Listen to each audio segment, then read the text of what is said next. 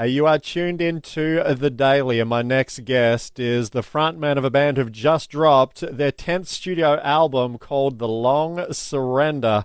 My gosh, it's been a while since we've had him on the show. Bear Rinehart from Needtobreathe. So good to have you, mate. Welcome to The Of Daily. course. No, thank you, man. Thanks for having me. Appreciate it. All right, let's dive straight into this project. It's been out for just a little while now. First project without Seth. I want to talk to you firstly. He was a long-time member of the band. How did you yourself personally, but also the band collectively, kind of work through those emotions of that transition? Yeah, it's been different. We've had guys leave before, I think the band's been around a long time. Thankfully this one was we kind of knew it was coming for a good little while. Obviously way before fans do. We kind of knew there was going to be an exit, and I feel like we were able to sort of plan it in a sweet way, which you don't always get with bands, obviously. So it was nice. We did a little bit of a tour where it was kind of his farewell thing.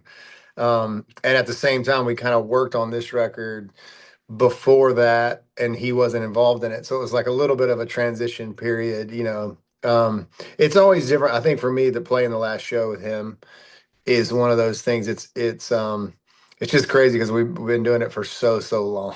Mm. And you always look over there and there's that guy. So I think that's probably the hardest bit of it, was to kind of get used to that of like, how do we move this around on stage and and everybody in a band there's chemistry to it, so there's different things people bring. He was always the like uh easiest going in terms of, you know, if we were in an argument, he was the guy who's like, let's just go get some barbecue, whatever. He was that guy. So I think we'll miss that, I'm sure. Mm.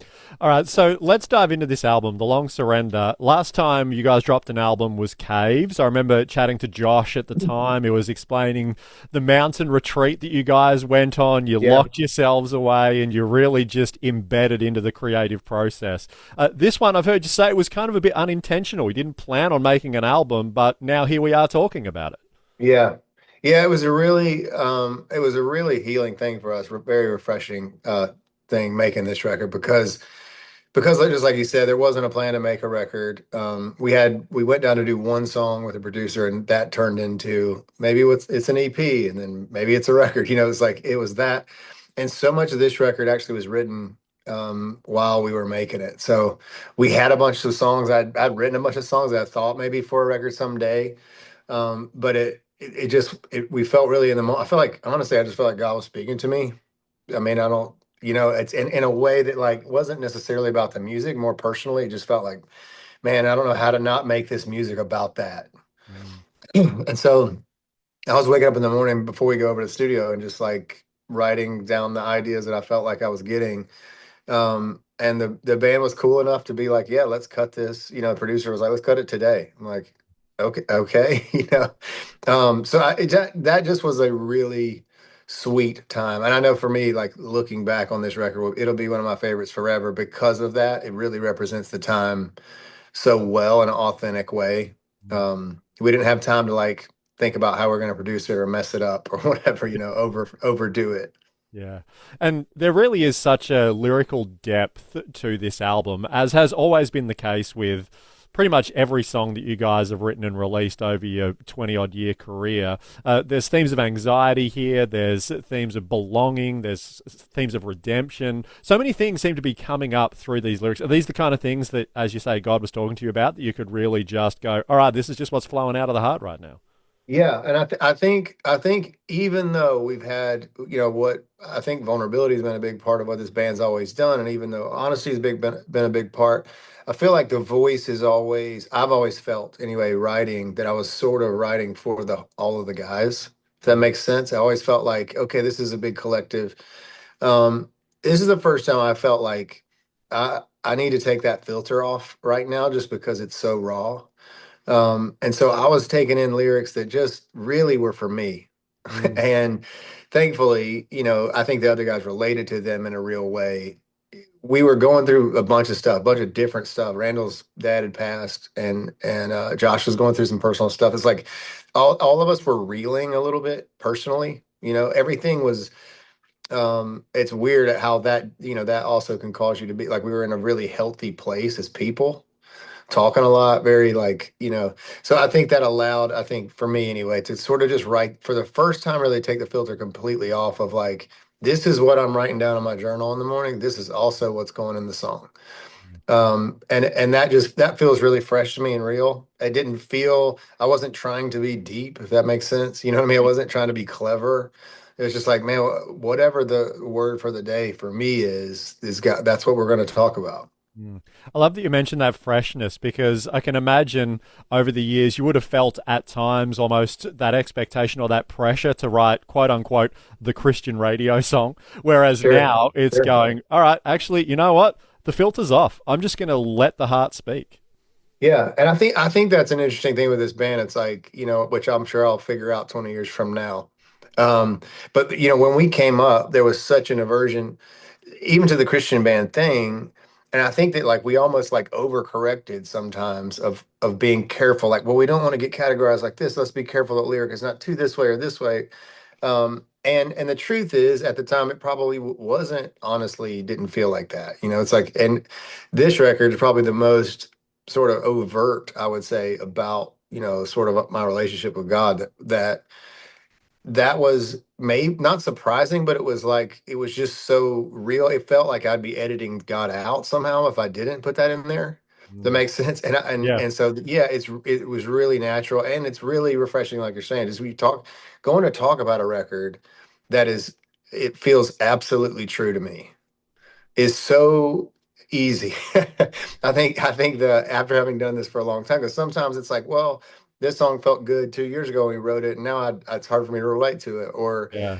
or I'm trying to make a story about it that isn't exactly my story or whatever it is. This stuff just felt raw, and it's really I don't know, it's a privilege to talk about. Mm. What is it about the process of surrender that, as the title of the record suggests, is long? It's not something Yeah. that kind of naturally goes, all right, I'm just ready to let this go. I'm ready to hand over control and whatever surrender looks like within those seasons and those circumstances. Yeah. But for you, what was it that was long about this process and identifying it as such? Yeah, I think it was a realization for me, because I had been at what I would call like the place of surrender. Like people say that. I think several times in my life, and had walked away and looked back and go, "Wow, that's not it. That's Yeah. not all of it." And I think I was having a realization while this was happening. I'd gone through some stuff, and I kind of like, I mean, we did a lot of major changes in our life. I got off social media and I quit drinking, and all this stuff is like all this happened in a row. And God, there was some clarity there all of a sudden of like, man, this is you're gonna wake up every day for the rest of your life. And if you know what's good for you, you will say that you're powerless, Mm. that you need God. Like that's gonna be you're gonna be dumb every day. And so like that, and that's the smartest thing you can say, I guess. And so I think that was actually happening to me while we were making this record of that feeling and the freedom that comes with that of not having to control the narrative, thinking that you can control the narrative or the where the band is going to go, or if anybody's going to listen to this record, or are my kids going to be okay? All of that. It's just like, man. And so I think that the long surrender to me was like the band has been trying to surrender this whole time, and look at us now, 20 something years later, and it's like we're still battling with that. But I do think that's like the real freedom that's on the record. And it started to feel like that conversation was seeping into every song I was writing Mm. because that's what I was going through. I was like, man, the realization of like, man, this is a new level of um, closeness. You know what I mean? And also understanding my own depravity and confession that needed to happen and those kind of things. So yeah, that was probably too long of an answer, but that's No, no. what that's the long surrender, long answer. I was going to say it's a question that lent itself to a longer answer. Right. So exactly. And for you, like you kind of touched on those things that you quit, that you walked away from. You walked away from the booze. You walked away from the social media. What kind of difference did you feel once you walked in those separate directions from that? Was it instantaneous, or was it something that was like, actually, now that I'm a month out of this, I really notice a difference? Yeah, I think I've noticed different things. I'm 10 months into that process and It's been incredible on a lot of fronts. Like I would say the touring front, it's just lonely on the road. I think that's an easy way to say it. And those distractions can make it, they're just distractions. They push things down the road. Whatever the issues you're having, you don't Yeah. deal with them in the moment. And you can't even realize you're lonely. You're like, I'm just upset and I don't know why. It's like, but I think it's sort of, they're all sort of covers for, dealing with those things. So that's been incredible. And then you're clear-headed to talk to the guys in the band about it. Like, hey man, this is where I'm at. And that is such a, the power of a secret is so powerful. So, Mm. and I think the fact that like we're able to express that in an open way, and people are able to go like, hey, yeah, I feel that too, and like let's talk about how we get to that. Um, I think that's probably been the biggest takeaway for me is all the routines that felt like were impossible to keep for me, like, there's some morning routine stuff like getting in the word and those kind of things that just always felt like every day. You mean every day I got to do this? I mean, just being, you know what I mean? Just being Yeah, being real. It was real. Yeah. always like, it's like, ah, man, this is a lot. And those things feel so easy and not beyond easy. They just feel like the best part of my day right now. I think just taking the noise away in a lot of areas has created some real. And the truth is, like probably most people would tell you, those first few months, it's almost worse Mm. because you've had something to do to a distraction when those Yeah. feelings come. So Yeah. all of a sudden, it's like I got to deal with this right for real. Like I It's got to like, be here for this. now Yeah. what do I do? How do I fill that void? Exactly. I think there's an element with that. Anything you kind of take away like that for people, there is that, but I feel like it's past that now, and man, it feels like I wish I would have done it a long time ago. To be honest, Yeah. it feels great. I heard you say in a written context that in a lot of ways this album feels like your very first record. Is that predominantly because of the feel, the expression, or is it representing more of a new season and a new direction for the band? I think it probably is a new season um, for us in a couple of ways. I mean, I think lyrically. Yes, that uncovered something to me. I mean, I told the band I feel like and I feel like this record was the start of it. It felt like we took the cover off the car, and now we saw it. Now we get to drive it. It's like that's what it feels like to me with the band. I think in terms of the way we want to make the records, we've sort of had a toe or a foot in different worlds of genres, but really like the pop production and all those kind of things of thinking about records in that way. To be honest, we haven't loved records like that in a very long time. Mm, Um, and so I think all of us got into this record and like they're so live takes and like doing songs we wrote that morning and those kind of things and just went like, you know what? This is the best expression of what we do. yeah. This is who Need to Breathe really is. And we can live with whatever, whatever those mistakes that are left on there or whatever it is. Just that the raw sort of presentation. I do think that's very, very new for the band in some ways. We've touched on it in the past, but to have a whole record that felt like, yeah, this was really disciplined in a way that we set some limitations on how much time we spend on things and how many things we could add to it and all that. Yeah, so it feels very new to me. Also, I mean, this lineup's different. Yeah. Like the strengths of the lineup, it'd be like a baseball team. It's like, yeah, it's still the Braves, but it's all different dudes or whatever. You know what I mean? Yeah. It's Yeah. like yes, this is it's still my voice. It still like sounds like Need to Breathe, but even the role that like a Josh plays on piano has changed over the years. Mm, And so that's why I wanted to look at it fresh now in the terms of the way we're presenting this tour we're about to go on is the first time we've like I took video all out of it. I was like, people want to come see the band play, and we don't want to be limited by the production in any way. mm, And we need to be able to play more than just the songs on the set list. And we need to, like let's do what we do. And I think that I think people will love that, but for the band is going to love yeah. it. And And so yeah. I think as I listen to this album, it would almost, to me, the songs would be almost performed live in that live environment in a gig or at a show. It would almost be a little bit like you'd I don't want to say you enjoy them more, but you get a little bit more of the full experience of going, oh, this is almost a little bit better in the live environment as opposed to your own home, your own car when you're just Sure, listening in your own speakers. That's to me. Is sure. that how Yeah. is that how you guys feel about it? I think so. I think that's true with most music, Yeah. most good Yeah. music that we love. And I think I think it has something to do with the way we listen to music too these days. I mean, I think we listen to things so passively, our attention spans are so short. I still haven't experienced with a record. I'm listening to old like Joe Cocker live record right Oh now, yeah. and it's insane. I mean, it's pure insanity what the band is doing and how loose it is, and like just, but the energy of that. But to enjoy that, you pretty much have to put the headphones in and immerse yourself in it. Yeah. And so that's so seldom, I think, that we all get the opportunity to listen to music that way. So, and on records, yeah, I think it's a little tough. I think if you could listen to the headphones, on this new record and hear the hiss in the room and kind of be there with us, it's like maybe that's better than the sort of punching you through the speakers sound that most people stuff has these days. Because you're right, because so often we're listening to music while we're doing something else. Exactly. It's like we're in the It's like car, you're we're working driving. out, you're running, That's you're right. yeah, Correct. Yeah. totally. It's not we're just sitting on a beanbag at home with our headphones in, immersing ourselves in the experience. We so rarely do that, but maybe we should.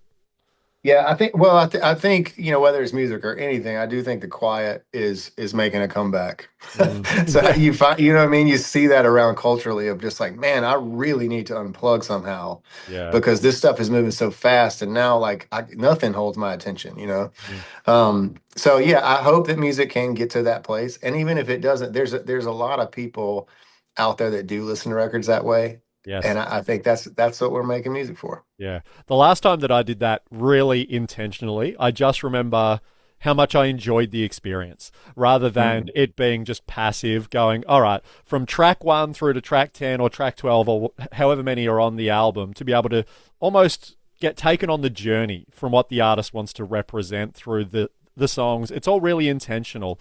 And so I really enjoyed it. Have you ever done that? Just sat down with something and gone start to finish? I'm just in. Yes. Yeah, I do it. I actually, that's kind of one of the disciplines that's happened like since in this last 10 months or so. I started reading, I read like 60 books last year. I like all Wow. like, which is, and I would have read probably five the year before. It's like, I got to where I was like, maybe like, I need to slow down in my life. And it's been really powerful to me, because it's the same, you take that same pace into, I'm a dad of three little boys, and I'm putting them to bed and they're talking and they're hilarious. Mm. But like I'm already on, like if I'm thinking like, what am I doing next or who do I gotta do this? It's like if I can slow that bit down, it's incredible. And Yeah. so I think that's true in a lot of areas of our life. Yeah. So at this point in your career, Bear, you've been a band for 20 something years, as you've said. You put out multiple projects and there's been multiple iterations of the band along the way as well. What is it that still drives you at this point in your career?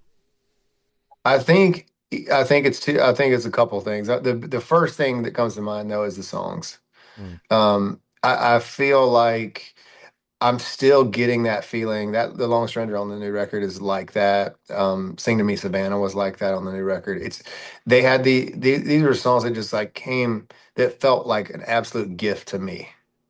And it's hard to explain that feeling of like I don't like I take no credit really for it. It's odd almost to think about it in that way for me. And that I'm not just saying that. It actually feels like, man, I woke up and I went to bed the night before those songs and said, God, I need a song. And like I'm like you got me in this situation. You want me to keep doing this? This has got to be from you. And it's like whoa, like there it is, and to get to be a part of that experience. Anyway, you can tell I'm excited about it. That experience still fuels kind of us making more records. And then the live thing, like I honestly feel like we've always been a good live band. I think most people would say that that's been our kind of a calling Mm. card for our band. The potential of this band live is like it's still way out in front of us, in my opinion. Yeah. And I'm so challenged by that and also like excited by it. We're going on the tour this fall, and I was like, the rehearsal times have to be so we're rehearsing like for months before, Mm. of like let's get in a room and let's figure this out like this. And so that's still very exciting to me. It's probably all the other stuff is less exciting, to be honest. In Yeah. terms of like how well is the record going to do? It's like not really up to me. And is it going to get a Grammy or whatever? It's like not really up to me. It's like what I mean. It's that Yeah. stuff does not play much in my mind anymore.